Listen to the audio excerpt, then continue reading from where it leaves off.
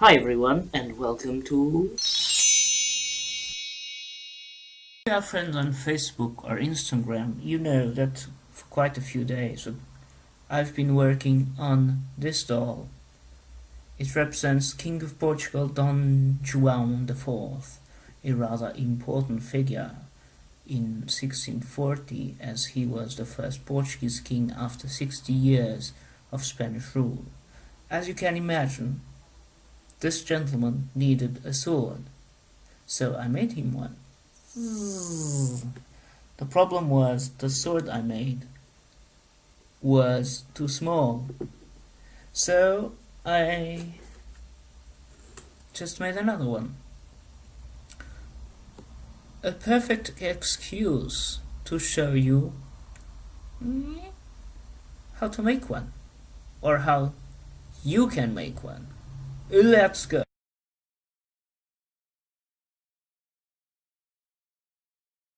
Material wise, we'll need serial cardboard, a small wire, air drying modeling clay for those 3 little balls, toilet paper, printing paper, all-purpose glue, and white glue. With the serial cardboard, we will do the body of the sword, the full body of the sword, and thus you can already control the size that you want. And we also needed to cut a small circle. So let's start, and by starting we will define the hand size kind of thing.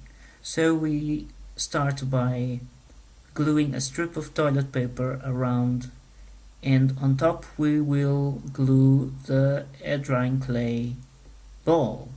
Once of course the toilet paper is glue is still fresh.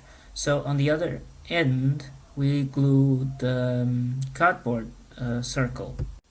Now it's time to call this girl into action. This is all-purpose glue, and we'll need it to glue the wire onto the cardboard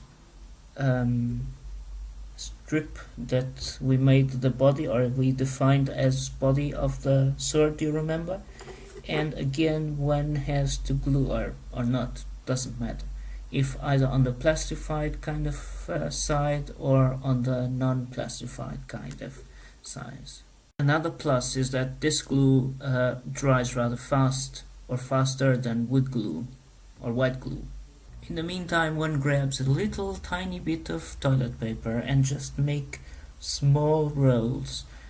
One has to be soaked in glue and the others not. So let's do 3. One soaked in glue, the other one's not soaked in glue. With the one soaked in glue, after dried, we will glue it on above the cardboard circle, making a kind of cross, and we can already also glue the 2 other tiny air drying clay balls. Whilst those dry, it's time to cover the body of the sword with a layer of newspaper and toilet paper. These layers of paper around the cardboard and the wire will make everything blend all together. The other 2 unsoaked toilet paper rolls, we will glue them somewhere near where the hand ends and the cardboard circle starts, and whatever, like a cross section, wherever you want. Wait until those dry a bit, then we glue them up on that ball, and this is what we'll end up with. Tcharam! At the end I wasn't very satisfied, so I ended up by gluing a 3rd kind of thingy here.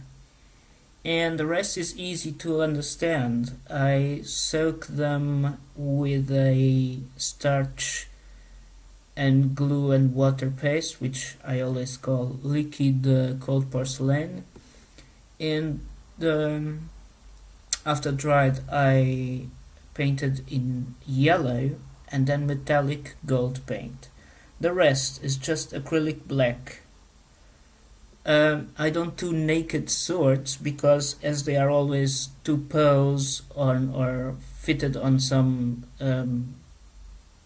or put it up, I don't know, war. Okay, as they are always wore on the belt, so it doesn't need any action. So I don't do blades. But in order not to disappoint you, you can also grab a tiny bit of air drying modeling paste or air drying modeling clay, whatever you call it, and spread on the body of the sword, and then with a thin sanding paper you can sand it and just paint in metallic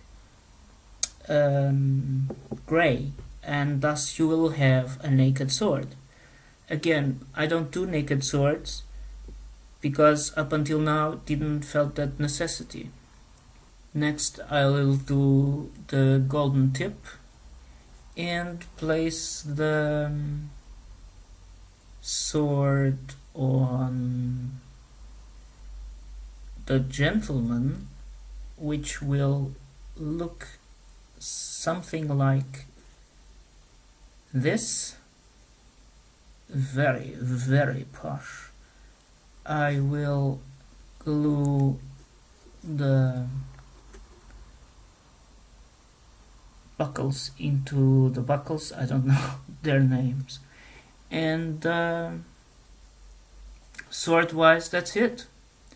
Doll wise still need the spurs, obviously the hands, the hair, and painting the face.